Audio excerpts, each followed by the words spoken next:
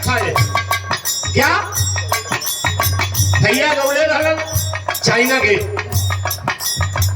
अब मैं गया था अजूबा फिल्म का, क्या गया था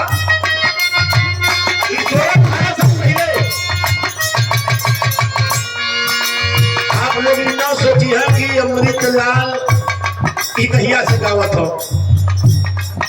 बहुत दिन से गावत है, कम से कम नहीं ढेर तो 30-40 प्रोग्राम हमने भैया के साथ गौले हो। भाई आजकल का प्रेमी प्रेमिका में प्यार हो जाता, आज लाभ काल सब, लेकिन पहले वाला प्यार का रहा कहे नायक नायिका से। मैं माटी का गुड्डा में गुड्डा, तू सोने की गुड़िया।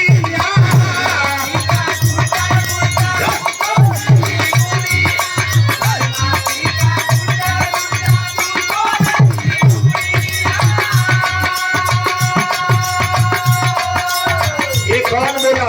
प्रेमी बोला कि मैं माटी का गुड्डा हूँ, तू तो सोने की गुड़िया है, मेरी जान है। क्या कहा?